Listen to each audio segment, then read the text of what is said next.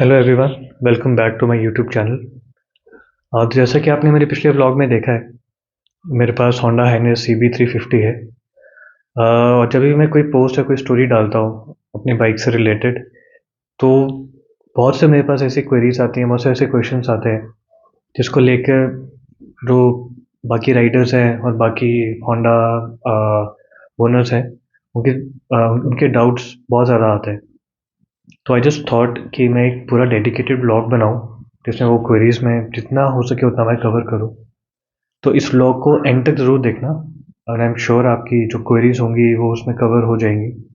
In case अगर आपकी query है उसमें कवर नहीं हुई है, तो प्लीज़ कमेंट सेक्शन में ज़रूर उस क्वेरी को मेंशन कर देना, so that I can answer it as per my knowledge and experience. तो ठीक है, लेट्स गेट स्टार्टेड।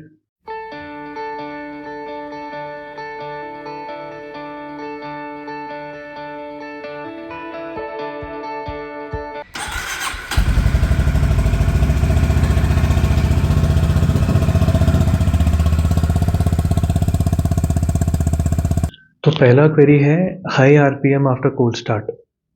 तो आपने ऑब्जर्व किया होगा, जब आप रात भर आपकी बाइक खड़ी है और सुबह जब आप बाइक को कोल्ड स्टार्ट करते हैं तो 2 से 3 मिनट तक आपके इंजन का आरपीएम काफ़ी हाई रहता है। तो ये कोई फॉल्ट नहीं है, this is basically feature of fuel injected engines, जिसमें एक तो देखिए ऑटोमेटिक चोक का एक फीचर होता है, और जो हमारा बाइक का ECU यूनिट है वो बाइक के टेम्परेचर को रीड करता है थ्रू अ सेंसर और ऑटोमेटिकली एडजस्ट करता है टू दी आइडियल टेम्परेचर। इसके बाद आपका आरपीएम ऑटोमेटिकली नीचे आ जाएगा and then you can go for a ride. तो इसमें कोई घबराने की ज़रूरत नहीं है, ये एक फीचर है जो इस बाइक मोस्टली आजकल की बाइक्स में रहता ही रहता है।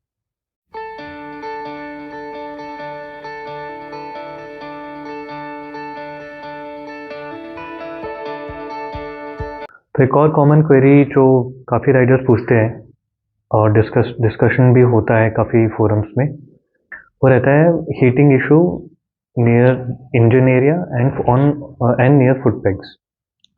तो इसमें ऐसा कोई भी प्रॉब्लम नहीं है यार।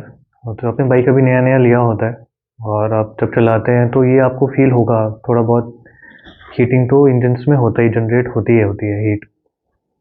और होंडा के इंजन्स में अगर आपने कोई और बाइक भी चलाया हो होंडा का, जैसे मेरे पास भी पहले एक होंडा 125cc की बाइक थी, उसमें भी रहता था कि राइट साइड पे थोड़ा हीट जनरेट होता है।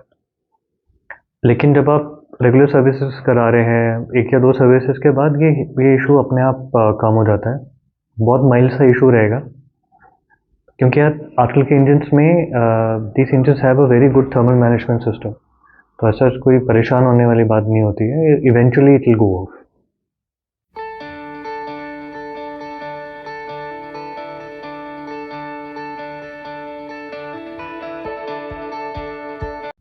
अच्छा, एक और बहुत इंटरेस्टिंग क्वेरी कई लोग डिस्कस करते हैं कि इस बाइक में वॉबलिंग इशू है या नहीं है। देखो यार, मैंने इस बाइक को अप्रॉक्सीमेटली 10,000 किलोमीटर चलाया है। I have gone on a Spiti trip, hill station भी लेके गया हूँ, प्लेन भी लेके गया हूँ। तो ऐसा कोई मेजर कोई वॉबलिंग इशू नहीं है इसमें। But while coming back from Spiti, what I observed was when the bike is fully loaded, तब अगर आप 50-60 फीट पे अगर आप हाथ छोड़ देते हैं तो you might experience a little vowel in the handles. तो वो एक छोटा सा इशू है, पर ऐसा जैसे बाकी बाइक्स में आप there is a term called death wobble, वैसा कुछ नहीं होता है इसमें। लेकिन अगर एम्प्टी बाइक पे भी आपको चलाते हुए आपको वॉबलिंग का इशू आ रहा है, थोड़ा बहुत वॉबल हो रहा है, ज़्यादा वॉबल हो रहा है, तो आई विल स्ट्रांगली एडवाइज कि आप सर्विस सेंटर जाओ और अपना कोन सेट, अपनी बाकी चेन वगैरह आप चेक कराओ, और उसके बाद चेक होने के बाद this issue should get resolve. बाकी कोई ऐसे कोई, if you ask me, the wobbling issue actually it's not very prevalent in this bike. तो यार ऐसा कोई प्रॉब्लम नहीं है इसमें।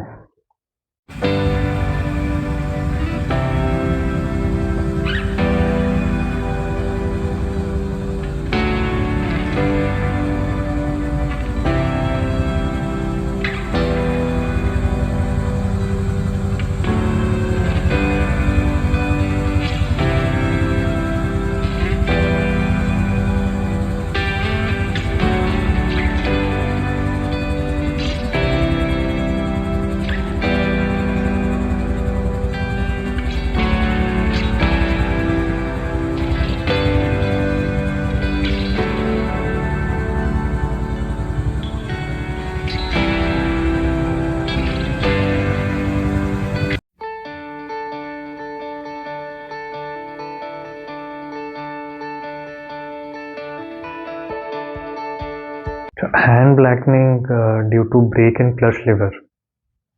तो यार बहुत से राइडर्स ने ये क्वेरी रेज किया है और मैंने भी ये चीज़ एक्सपीरियंस की है कि जब भी आप बिना ग्लव्स के बाइक चलाते हैं तो थोड़ा टाइम चलाने के बाद आपके हाथ काले हो जाते हैं। तो इसका रीज़न ये है कि जो हमारे होंडा हाइनेस के ब्रेक और क्लच लीवर है उसके वो एल्यूमिनियम पेंटेड नहीं है ना, इसमें पेंट नहीं किया होता है। तो उस वजह से क्या होता है, ऑक्सीडेशन करके एक प्रोसेस होता है। उससे जब ये एल्यूमिनियम आपके स्किन के कांटेक्ट हाथों की स्किन के कांटेक्ट में आता है तो वो थोड़ा ब्लैक स्टेन्स छोड़ देता है उसके ऊपर। तो ये इसका रीज़न है यार। इसको आप रिजॉल्व कैसे कर सकते हो, या देखो या तो ग्लव्स पहने रखो तो ये इशू आएगा ही नहीं। और जस्ट इन केस अगर बिना ग्लव्स पहने बाइक चलाना है तो WD-40 स्प्रे आता है। इसका मैं लिंक डिस्क्रिप्शन में छोड़ दूंगा, आप वहाँ पे भी देख सकते हो। तो उसको स्प्रे करके वाइप कर दो टिश्यू से या कपड़े से, उससे भी प्रॉब्लम सॉल्व हो जाएगा। पर टेम्परेरी सॉल्यूशन है। एक और सोल्यूशन आप यूज़ कर सकते हो। आप लिवर्स पे लिवर कवर्स आते हैं वो लगा लो, उससे भी नहीं होगा। बट अगर आप मुझसे पूछो तो you wear gloves all the time, protection भी हो जाता है तो हैंड ब्लैकनिंग का इशू भी नहीं आता।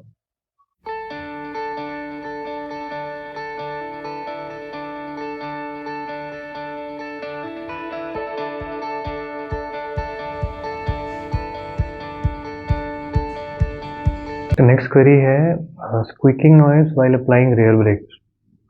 तो बहुत बार बहुत से राइडर्स ने एक्सपीरियंस किया है कि जब भी आप 50-60 की स्पीड बाइक चला रहे हो और आप अपना रियर ब्रेक अप्लाई करते हो तो स्क्वीकिंग सी साउंड सी आती है। मुझे भी ये प्रॉब्लम आया था, तो मैंने चेक कराया सर्विस सेंटर पे। और मैं रिसेंटली मैंने ब्रेक पैड्स भी चेंज कराए थे तो ऐसा इशू आना नहीं चाहिए था। तो what they told me was कि आप अपना ये जो डिस्क पैड है वो आप क्लीन रखो। सुबह हर मॉर्निंग जाने से पहले एक वेट टिश्यू मार लो, कपड़े से साफ कर लो, पानी से साफ कर लो, तो ये इशू नहीं आएगा। मैंने वो किया और मोर और लेस प्रॉब्लम सॉल्व हो गया है। तो मेरी तरफ से मतलब इसका रेजोल्यूशन क्या है, कोई रेजोल्यूशन नहीं है, बस ये है कि अगर आपको बहुत ज़्यादा साउंड आ रहा है तो या तो ब्रेक पैड चेंज करा लो, और ब्रेक पैड सही है तो अपना डिस्क पैड आप ये जो डिस्क पैड है वो क्लीन रखो, तो वो प्रॉब्लम आपको नहीं आना चाहिए।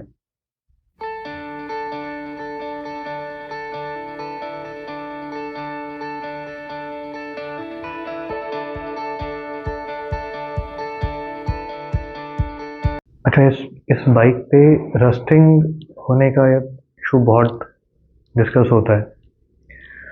तो यार मेरा एक्सपीरियंस तो यही है कि अगर आप बाइक को प्रॉपरली मेंटेन नहीं कर रहे हो तो थोड़ा बहुत रस्टिंग आ जाएगा। जहाँ भी क्रोम है या मेटल का है वहाँ रस्टिंग आ जाएगी। तो इसको आप प्रॉपरली मेंटेन करो। बहुत तरीके हैं इसको मेंटेन करने के। एक तरीका है, एक आप क्रोम पाउडर लो, उसको आप रब करके आप वो रस्टिंग रिमूव कर सकते हो। और उसके बाद आप 3M का फिनिशिंग कंपाउंड आता है, उसको यूज़ करके आपका ग्लॉसी फिनिश आ जाएगा और आपकी क्रोम की और मेटल की ओरिजिनल लुक वापस आ जाएगी। एक तरीका ये है। एक है कि एक बाथरूम क्लीनर आता है स्पाइस एंड स्पैन का, तो थोड़ा सॉल्यूशन आप एक ढक्कन में डालो, टूथब्रश लो और उस सॉल्यूशन को यूज़ करके डस्ट रिमूव कर दो, और उसके बाद again 3M finishing compound use करो और आपका ओरिजिनल लुक वापस आ जाएगा। तो ये बस यार प्रॉपर मेंटेनेंस का ही चक्कर है, ज़्यादा नहीं है। नहीं करोगे तो आप डस्टिंग इशू होगा, अगर प्रॉपरली मेंटेन करोगे और आई एम श्योर आप करते होंगे तो इशू नहीं आएगा आपको।